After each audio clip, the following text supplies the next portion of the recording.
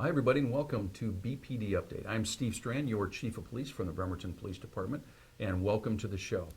We have a timely show this month. Of course, the second half of the show, we'll talk a little bit about our statistics, and we'll have our 2013 annual crime stats, so you can learn a little bit more about what's going on in the city of Bremerton with crime.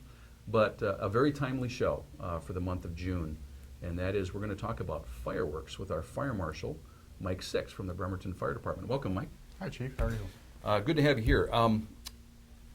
I have been a chief for, 10 years. That makes me feel old, in a couple of different communities. And I would tell you that every 4th of July, it is a controversial subject when fireworks when they come up. There's lots of folks that say it's the 4th of July, it's patriotic, it's fun, fireworks are fun. Families get together, you have their barbecue, they let off some fireworks, it's a good time. Right. Other people who hate them, hate them. They're too noisy, they drive dogs crazy. That's it, yeah.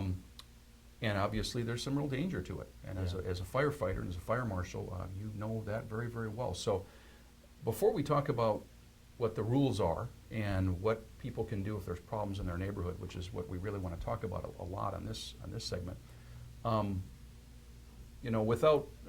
there's always bad stories, but just in sort of the global sense, what can go wrong with fireworks? They're fun, but what are the things that can go really wrong?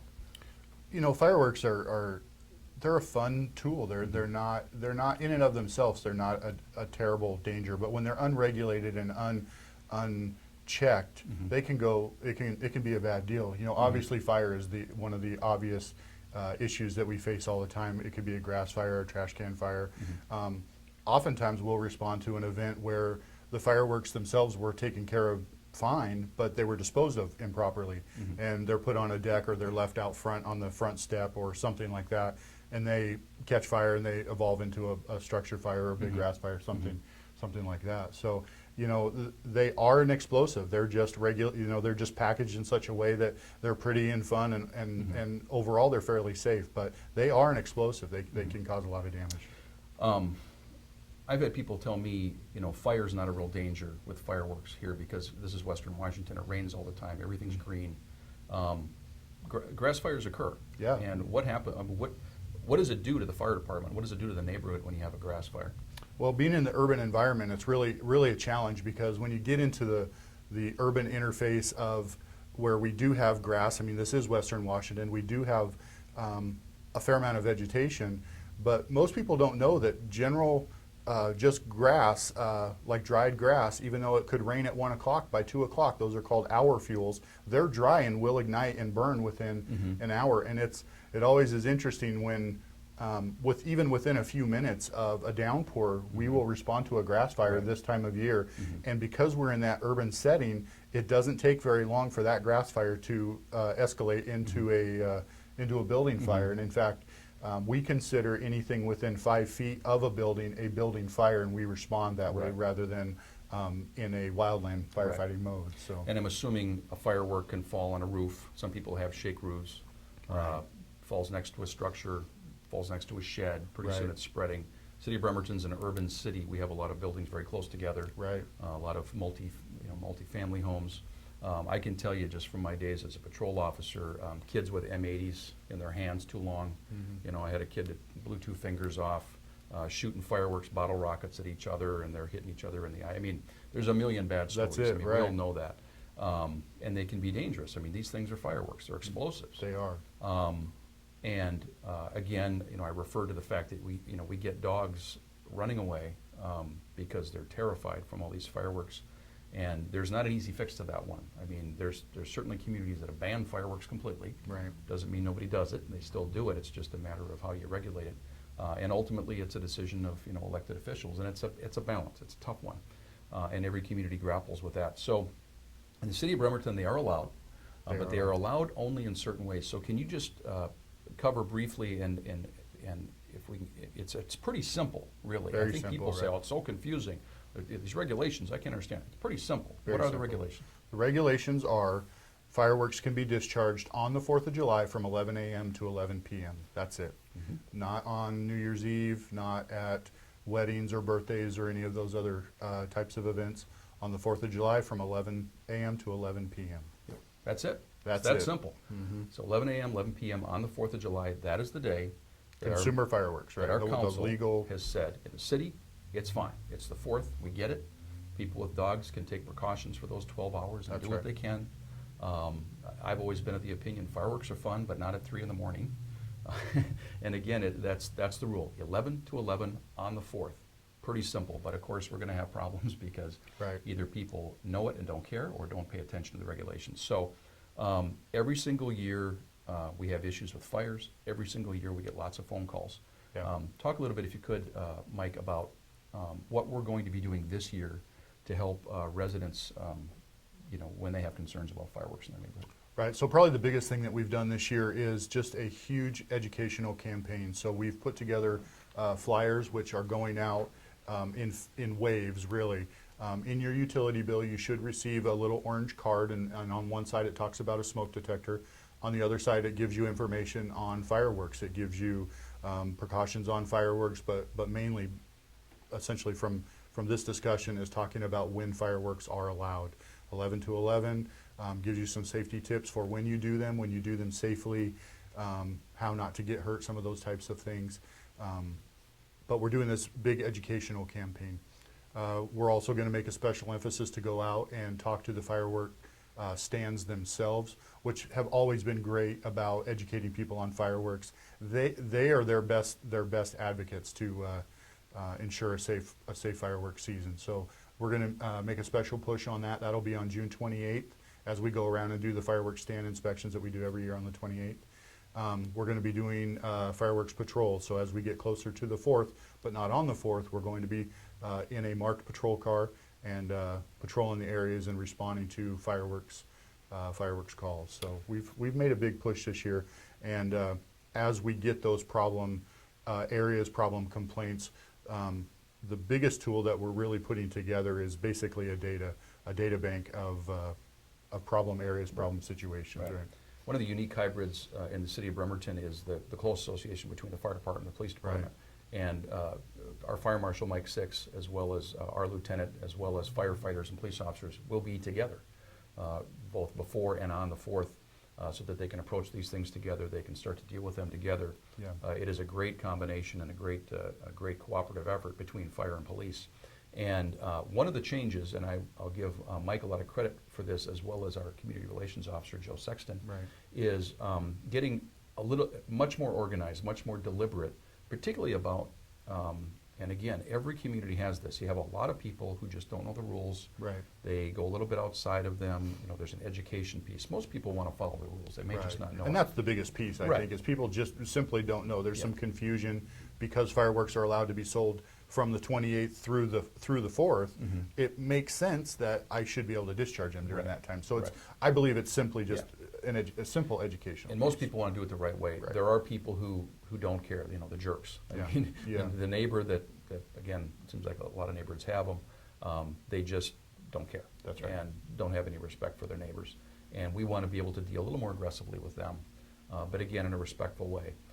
I've noticed over the years that I think the stereotype is people go, well, that's just kids, it's a bunch of kids. I found it's often adults Yeah. that are buying the largest amount, and they're making Right. a giant effort, to sort of, I think they think it's impressive, but it's also driving the neighbors crazy. Yeah. And so rather than just sort of playing hit and run enforcement with that, Mike and the fire department, along with our department, have worked together to build, as you said, a database. Mm-hmm. There'd be the education piece, and then talk a little bit about the follow-up with those that are just keep offending, particularly if it's a specific address. Right, so the key to this whole thing is going to be getting specific locations as precise as possible. An exact address, an exact location is going to be critical to this. If we get a call for service at 11th and Warren, yeah, we'll follow up on 11th and Warren, but that's a pretty big intersection. There's not really going to be a lot that we can do there. But if we get an address 123 Park Avenue, well then that's something that we can follow up on, and we have a number of tools. The chronic nuisance ordinance that we have in the city, and of course we have the normal Bremerton Municipal Code and the RCWs as they apply. So we have a variety of tools. It's not for lack of lack of ability to do it. It really is just we need to see it. That's some of the elements that go into it. We have to be able to document it. Once it's on paper, the process is pretty smooth and easy. Right. And we have a chronic nuisance ordinance in the city of Bremerton. We use it. We use it We pretty do use aggressively, it. We honestly. do. But it is based on data and it has to be specific to the address. So what that means is, if it's before the 4th and that people are lighting fireworks off repeatedly and you call, and we encourage you to call, particularly if it's a problem, if it's disruptive to the neighborhood. But we need a specific address, if possible. Right. And we need again to be able to follow up on it. Also be aware that an officer, whether they're with or not with a firefighter,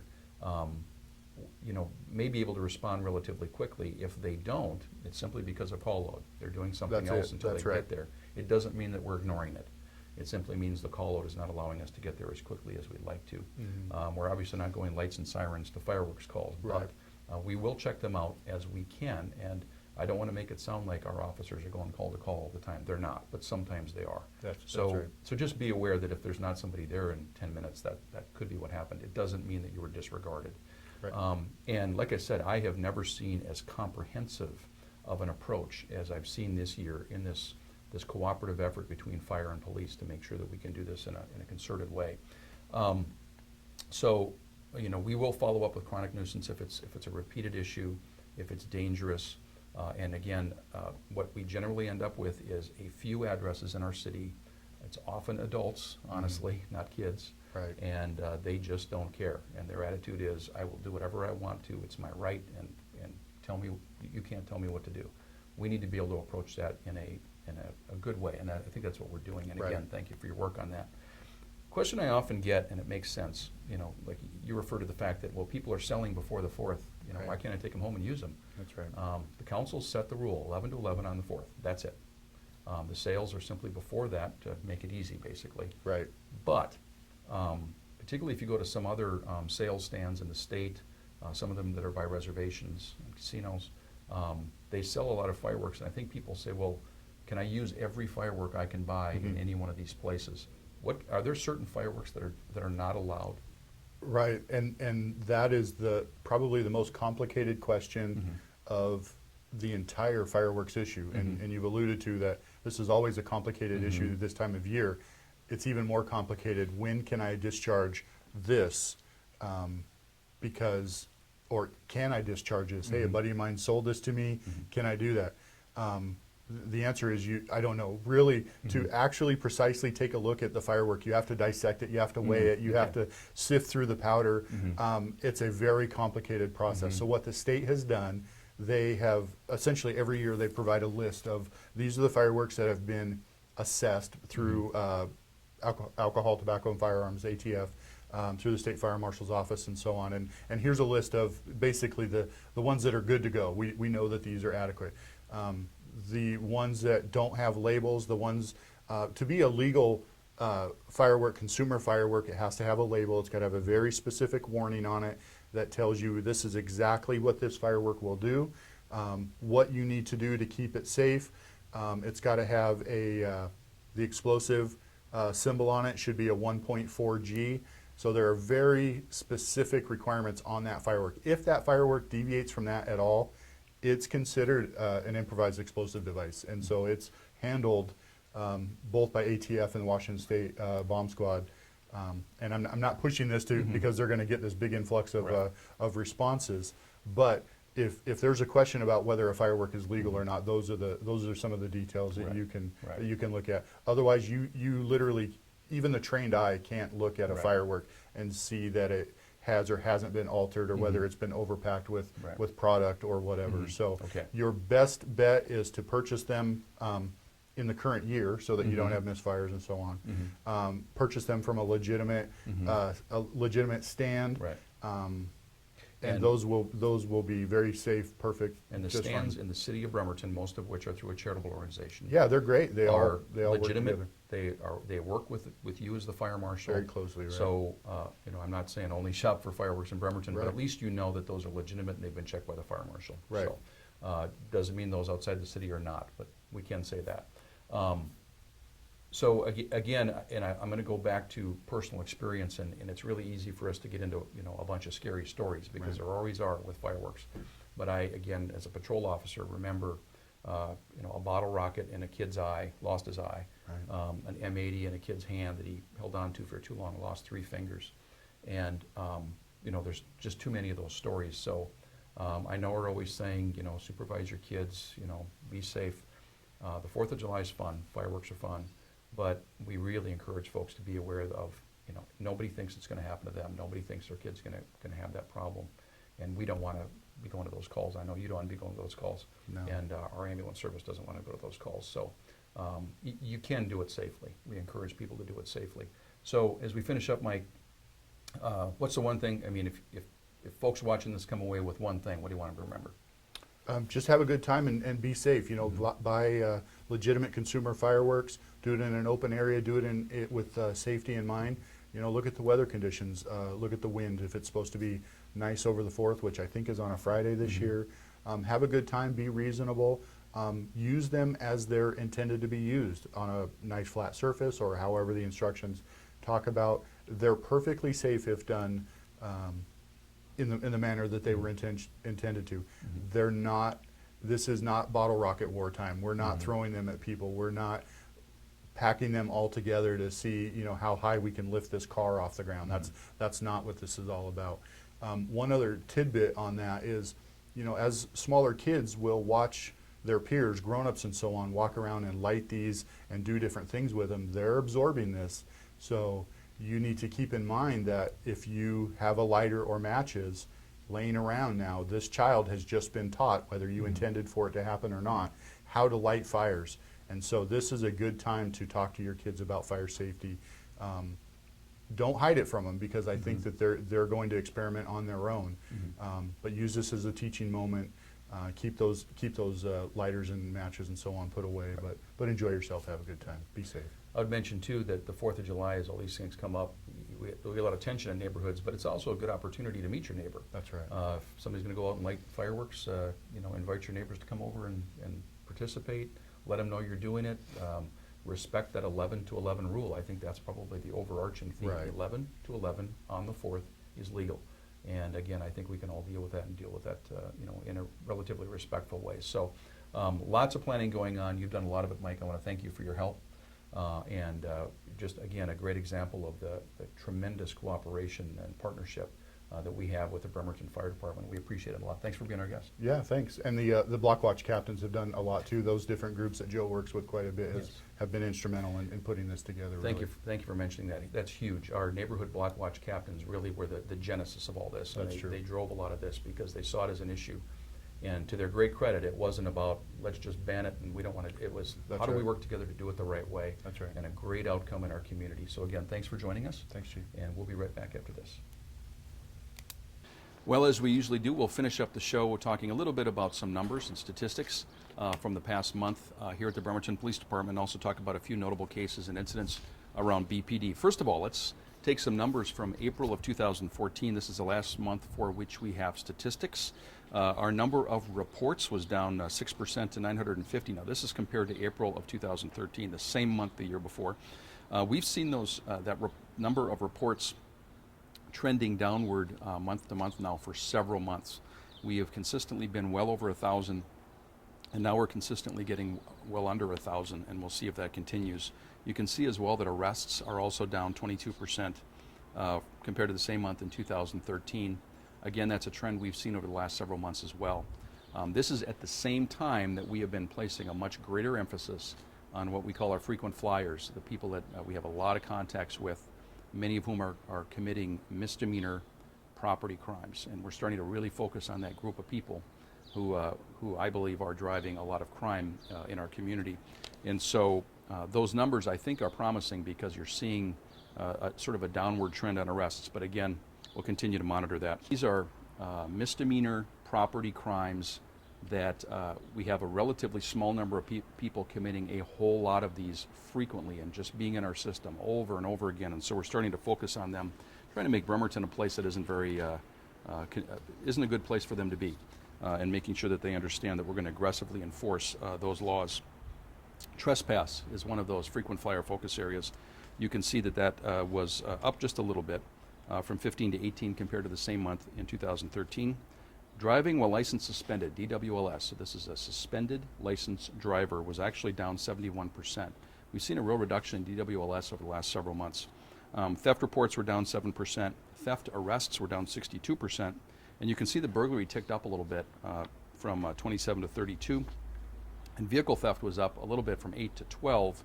But those numbers, I mean, if somebody's car gets stolen, that's a huge deal to that person. But in terms of sheer numbers for a city of our size, vehicle thefts are down overall over time, and we hope to see that continue.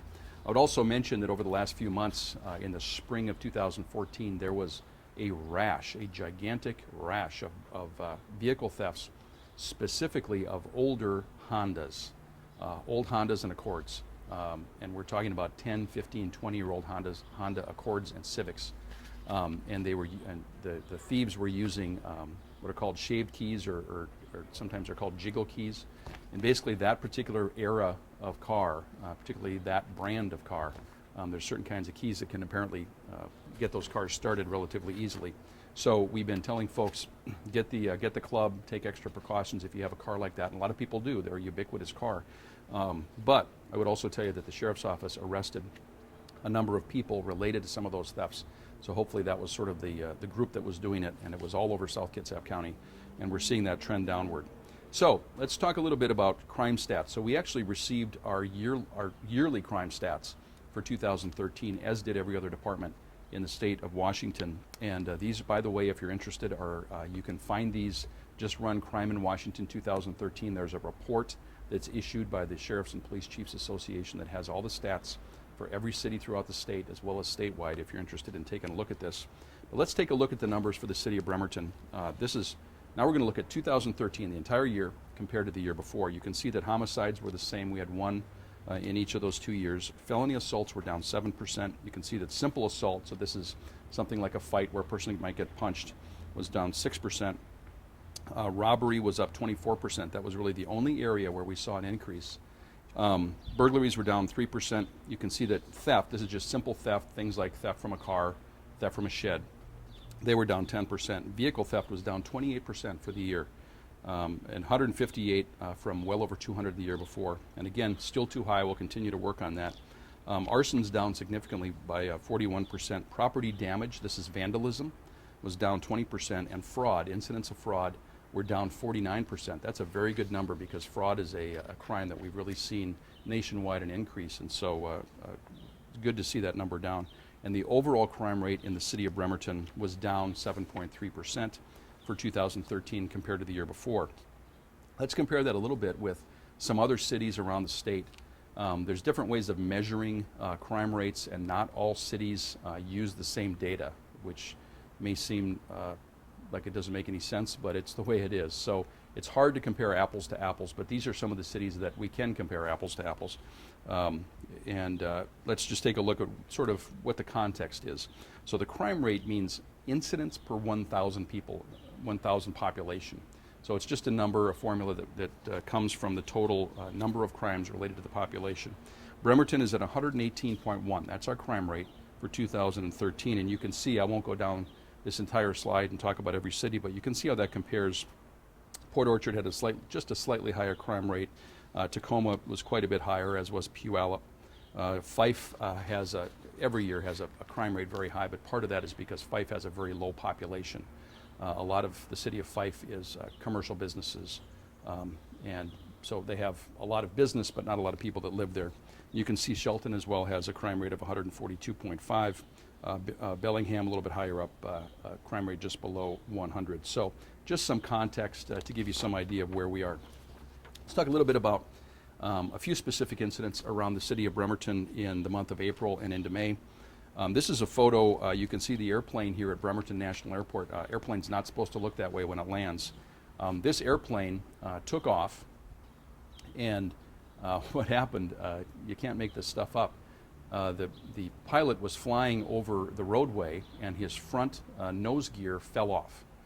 Just fell off, landed on the ground. He didn't notice, but a motorist did.